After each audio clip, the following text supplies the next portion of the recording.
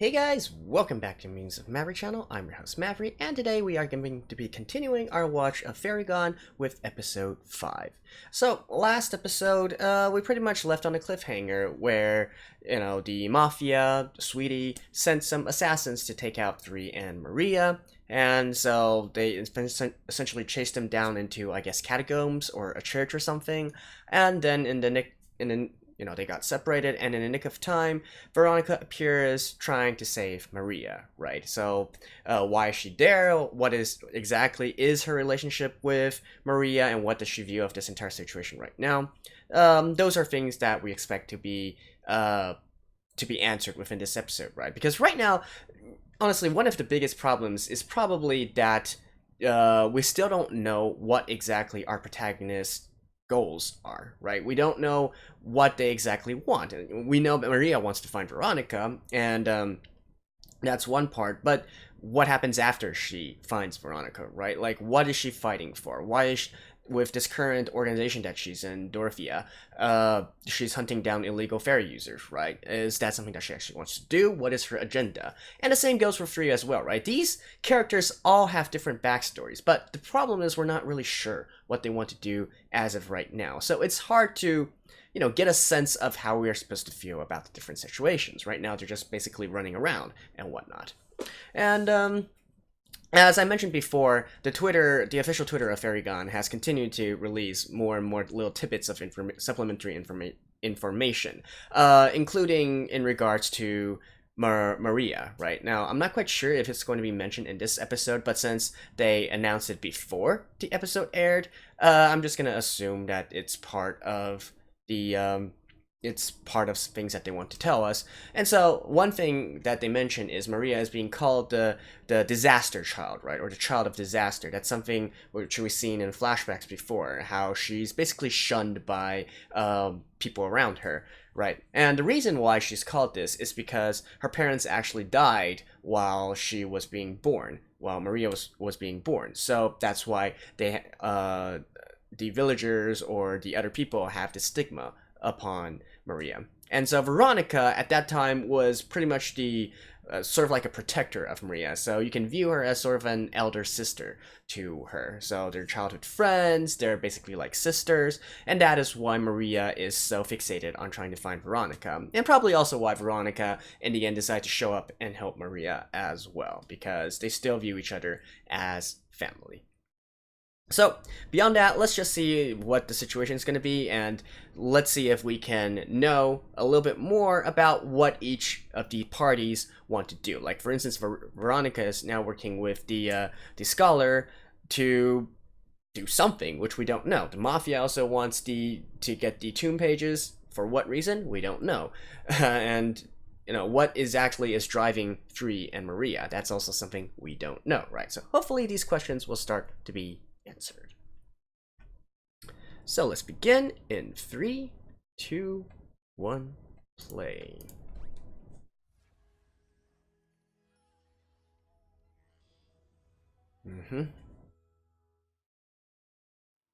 I still think it's a shame that this anime isn't getting a little bit more attention. Yeah, it has its problems, but I still, even right now, think it's promising. Oh, so they actually are going to talk about this.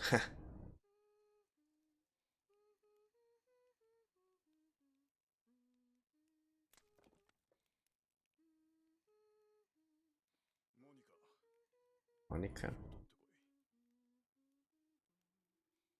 And who's Monica?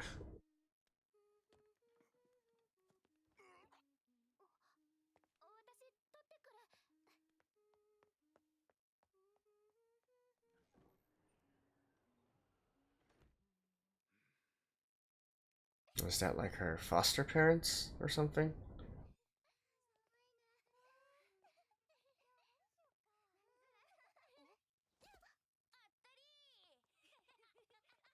Hmm.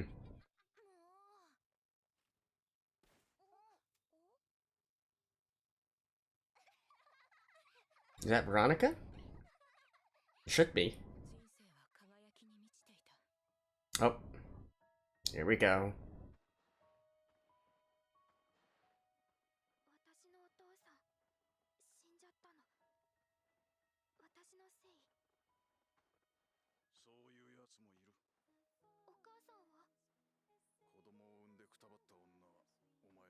And so they are.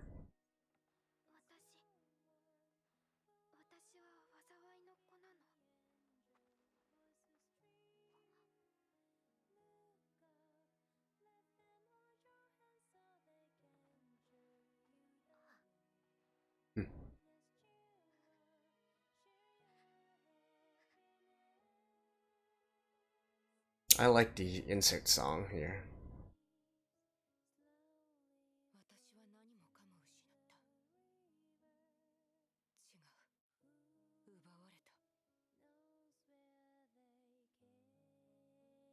Although, hopefully I'm not gonna be copyright struck by this.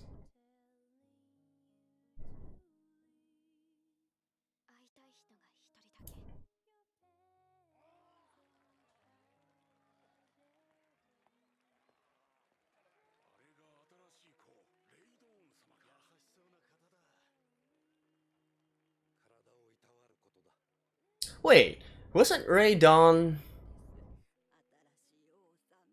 the one who...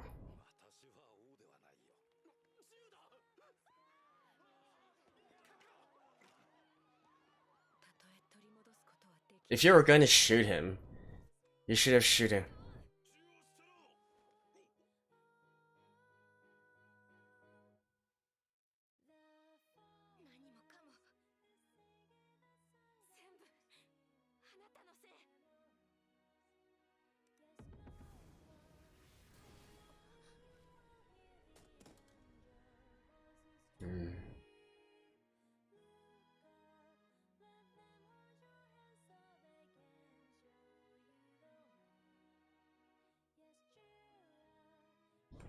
So Ray Dawn was the one who raised Maria? And he's also the one who later on burned down the entire village.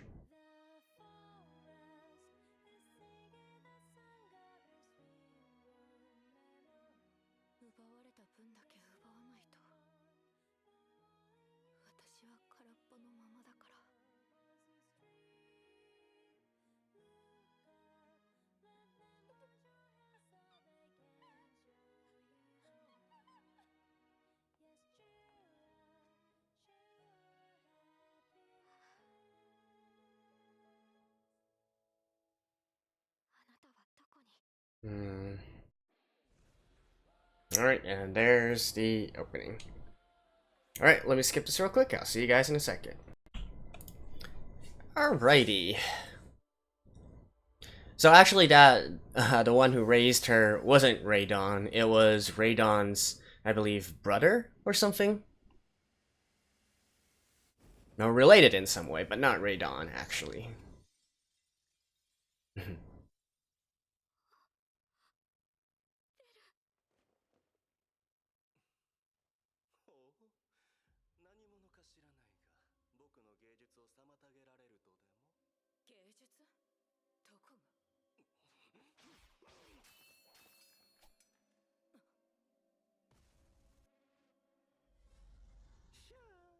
Oh.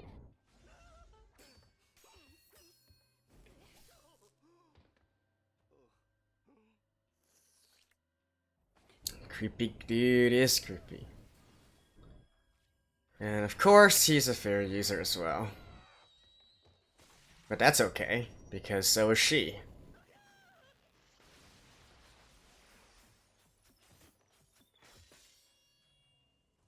Was she injured? Yep.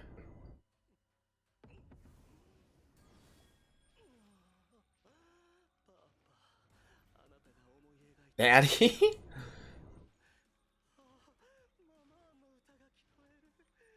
Okay, this guy's completely loco.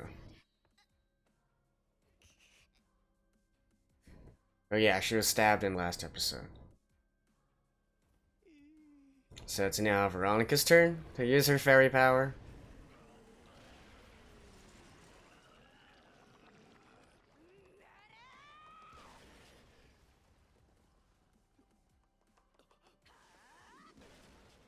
Oh, and I believe one of her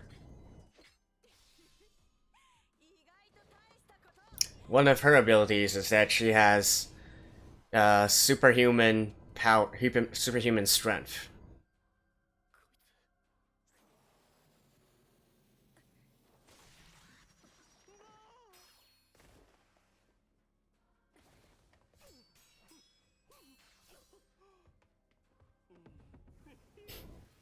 Why aren't you using your fairy powers, Veronica?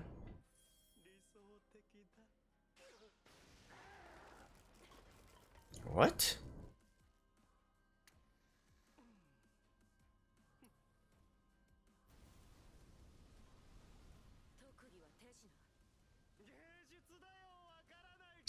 You know, he's creepy, but you gotta admit, he has some pretty nice tricks, if you will, up his sleeve.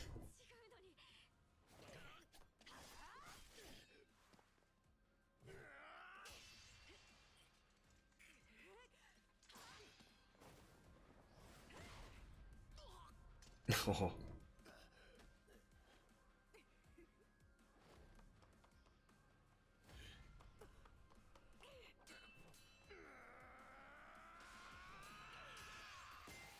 Ooh, what? Wait, that's it?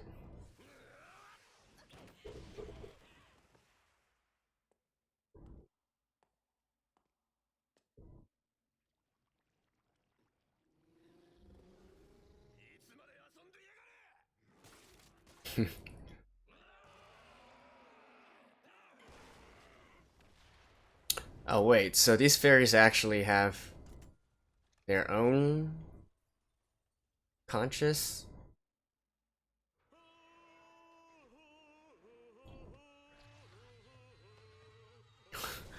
Okay, what is this guy's problem? Don't you have like a rifle, Maria?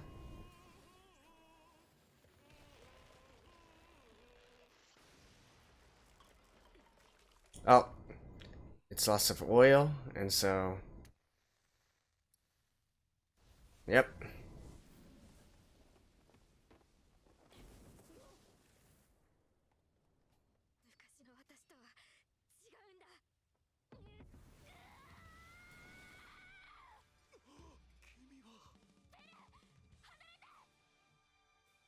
But what kind of thing can you... Ooh.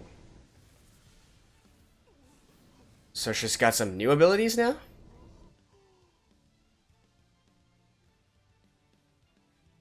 Well, she definitely looks battered. That was it?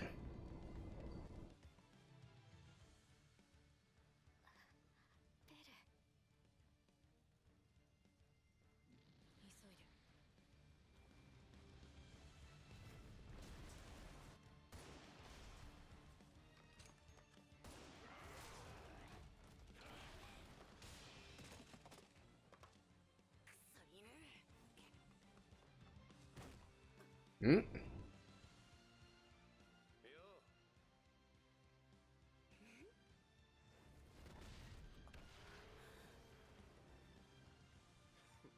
So what, she can't do anything without weapons?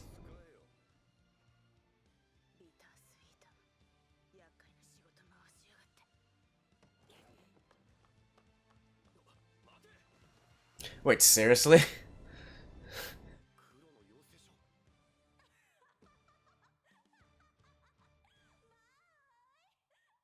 What? Yeah.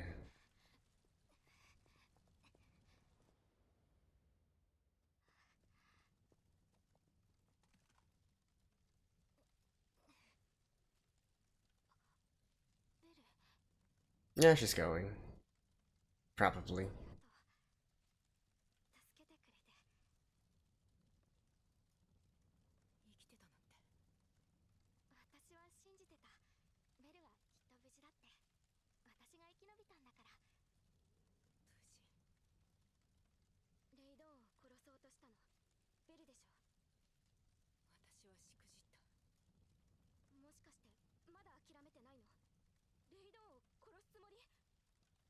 Oh wait, is Raydon like the current king of the... of the unified empire right now.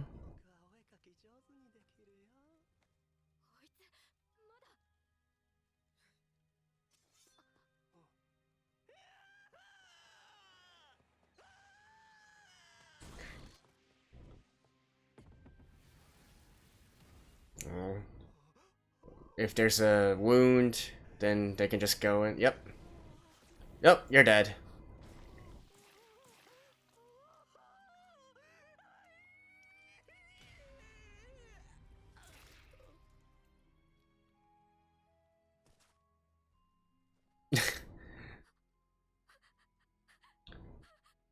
What are you being so shocked about? It's not the first time you've seen this, Maria.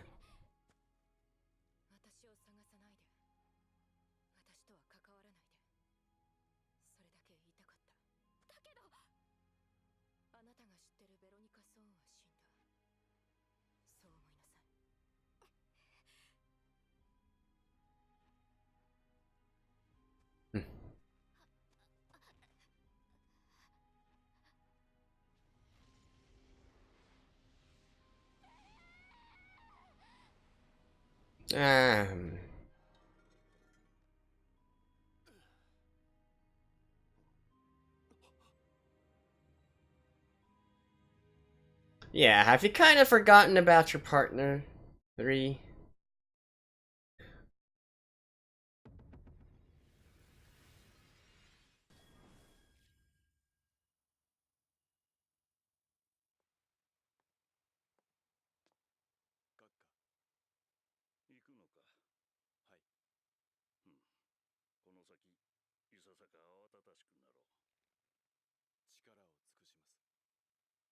Oh, this was the one who was going to be investigated by the Dorothea.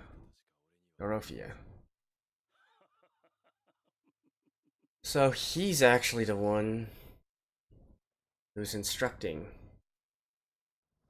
these guys.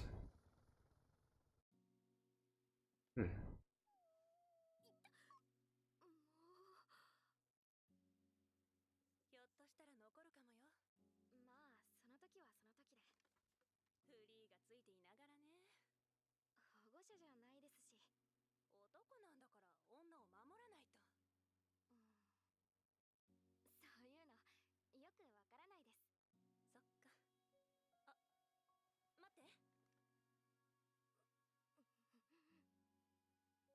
What?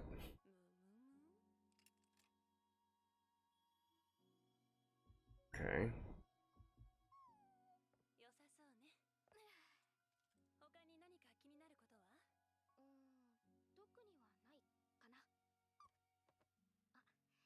Hmm.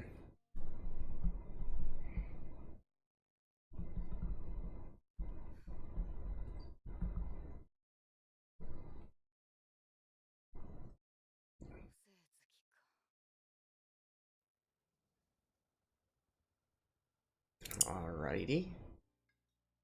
So what now?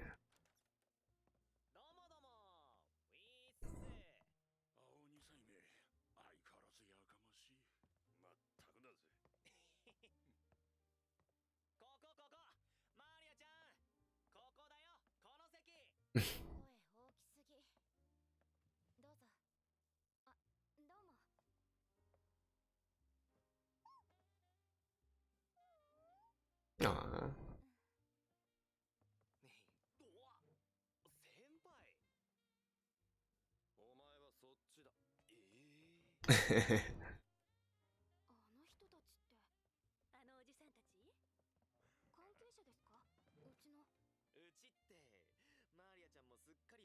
No, is this like a gathering?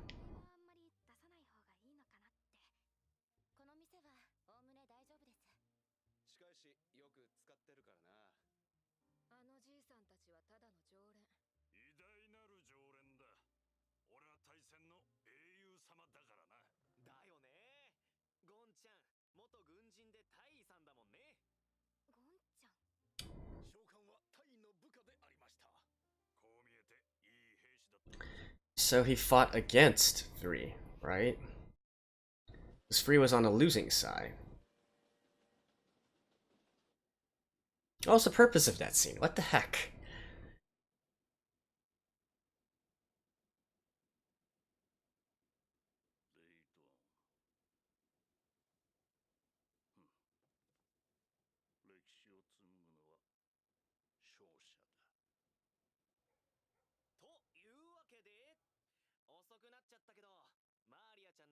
Really? Now? This isn't even her first mission.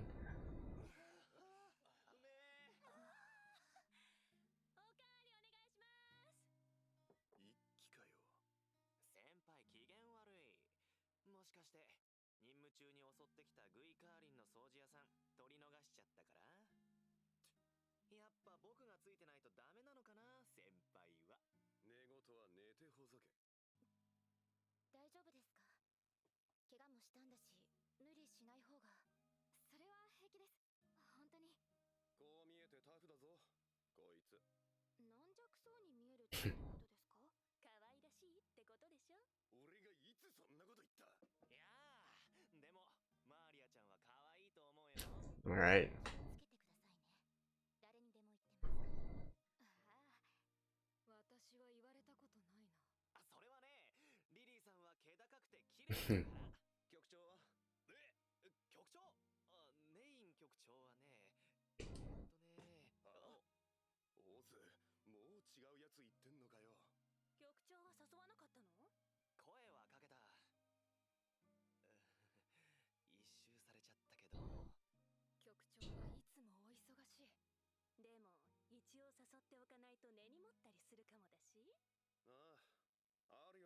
Okay, so trying to give some context about all the others.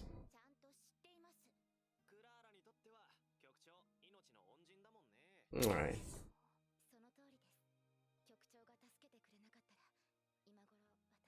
Since they're all named and such, I guess they're all going to be appearing in later episodes as well.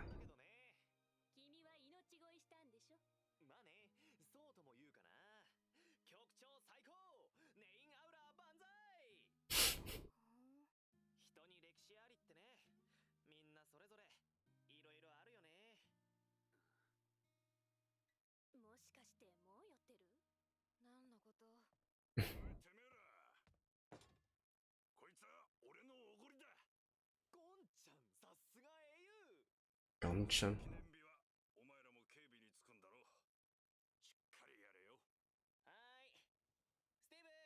Anniversary of the war's end.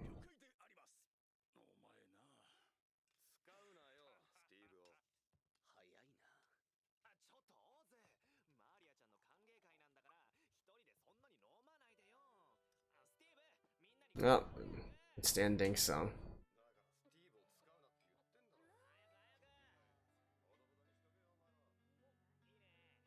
I still love this piano intro for the ending.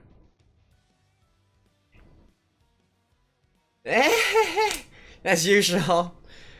Alright, I'll see you guys after the ending. Okay, actually there's a little bit more after the ending, so let's just watch this.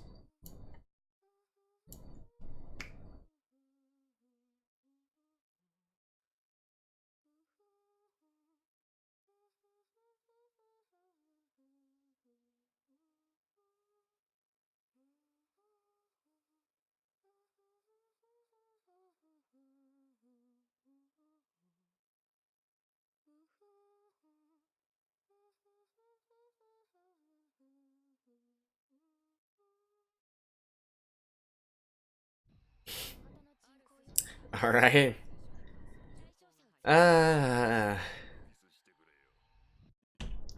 Alrighty, so first things first, at the very end where we see Veronica humming that song, that's actually a callback to the beginning of the episode when we saw Maria with her foster parents, one of who is the brother of Ray Dawn, and that other woman who I'm still not sure who she is, and they were humming a song, right? That's the same song that Veronica was humming at the very end.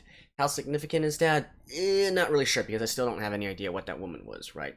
But in any case, so it seemed that from this episode, I could start to smell some conspiracies going on, right?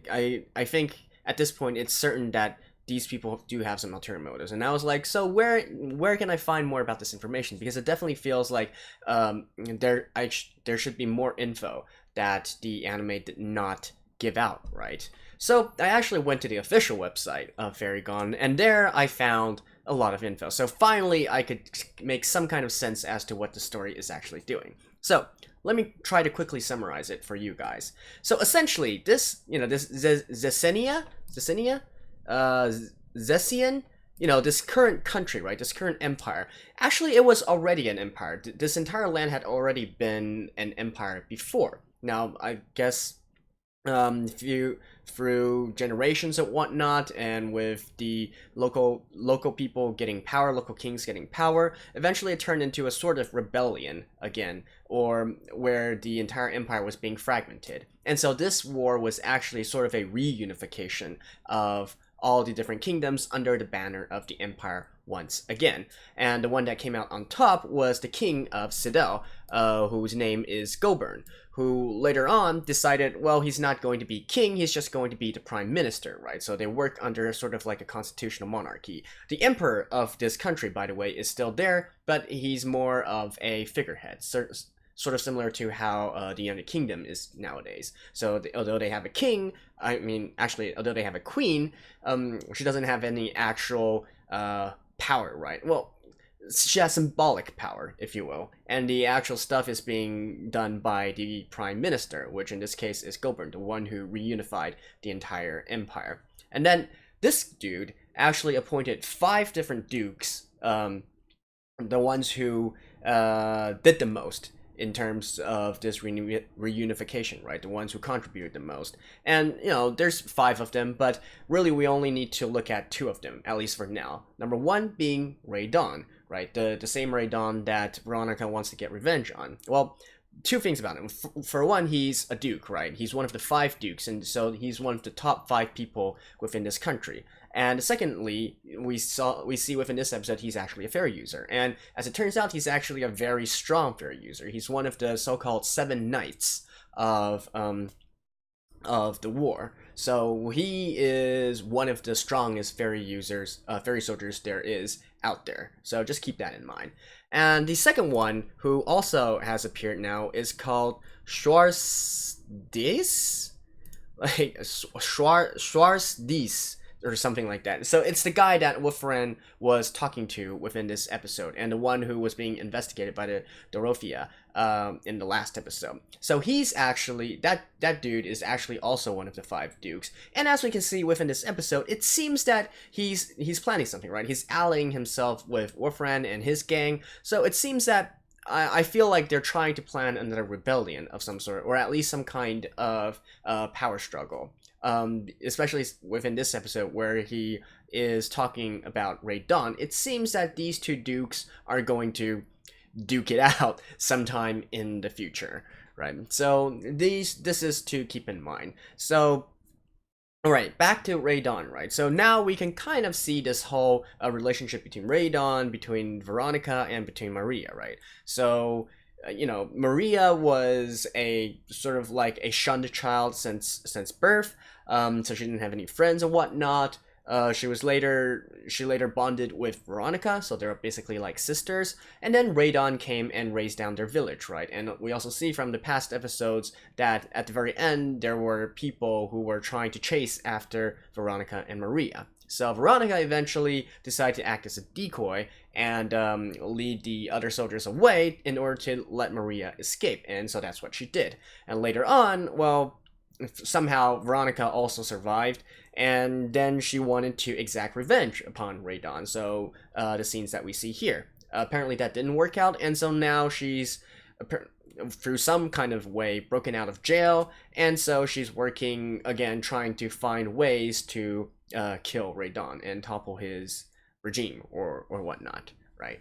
And well, for Maria's case, she just wants Veronica back. I don't think she really cares about what she wants to do. So we can see that they are on that side. And then also, we know from the episode that Wolfram is working with this other duke, right? So it's pretty clear like what this relationship between these guys are and what Maria wants. As for Free, I'm still not quite sure what he wants to do, but it's also apparent that he's also on the other side, right? So Free and Wolfram are sort of like opposites, whereas Maria and Veronica are also like opposites. So Free right now is working with the Dorothea. He's working under the current government, whereas Wolfram seems to be working in order to topple this government, right? Well, we already knew that before, but now it's more clear like what kind of allies they each have. And whereas, Maria, well, she doesn't really have I don't think she really cares about this whole situation, but we know that Veronica is trying to assassinate Ray Dawn, and so you can probably also view her as sort of a anti-government type, right? Because Ray Dawn is one of the 5 dukes right now of this current empire. So at least we can get that out of the way and cleared up. So in terms of this episode, it's just a fight throughout, right? So I think actually knowing about this entire backstory helps us understand the story a lot more. And I've been saying this for a long time now, but Jumanji, the guy who's writing this series, it's really obvious that he's a guy who did light novel works. He started out from doing light novel works, because this entire series so far, with all these kinds of backstories and settings and whatnot, really fits a light novel format much better. And we have all these time skips. We have time skips. I mean, not time skips. Time jumps every single episode, where we go back to the past and then to the future a little bit, and then to current day, and then go back to past again. So it's really confusing, right? From an anime standpoint, honestly, if this was an adaptation, I would be saying that this was a bad adaptation, because it's not presenting the story in an easily followable way for us users. It's almost as confusing as Boogie Pop was from last season. And, that's quite a feat, right? Because that's already a pretty damn confusing anime. If you couldn't internalize all the timelines in your head. So right now, I feel like this is a story that you really need to sort of like write down a graph, the time progression, and what happened during what year, in order to make sense of the entire progression of the story. So that is that. And, with all these different tidbits of information that's being left out from the anime and that we have to look it up ourselves, again, that's not a knock on the quality of the entire series, of the entire work, but I'm just saying from an anime perspective, from an anime point of view, it's not very well done, right? Like, Jumanji, dude, you're setting up a great world. It's fun, it's enticing, it has a lot of unique settings, but you gotta, from an anime standpoint, you gotta explain things better, or present them in a more easily digestible way, is what I'm saying. So that is that, and I think that's the biggest comment I can have right now. Fairy Gone is basically sort of like a bad adaptation of a really good light novel, except the light novel doesn't exist, if that makes sense. So yeah, that's that. Now, from my perspective, because like I said it numerous times, I do like this subject matter, so I'll still try to soldier on, but definitely it requires a lot of my extracurricular work, if you will, in looking up other information that has been provided by the author and whatnot. So that was that. And I think that's about all I want to talk about for this episode. Like, again,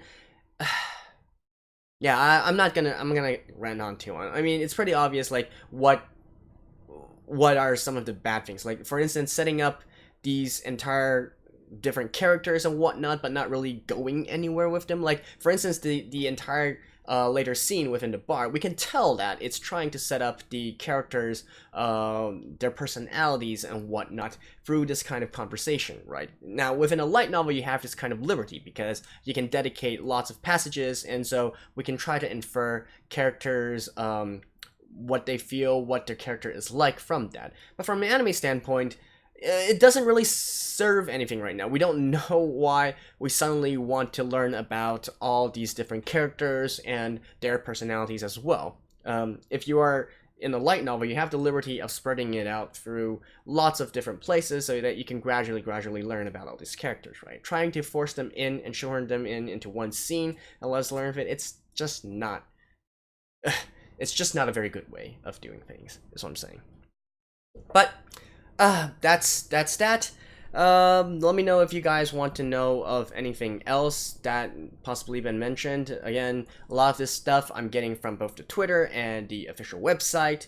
Sadly, they don't have English translations, although you can try to use Google Translate or the auto-translate function, and I also know a little bit of Japanese myself. So if there's anything you guys want to know, do let me know, and I'll see if they actually mention it somewhere. Beyond that, I guess that's it for this episode.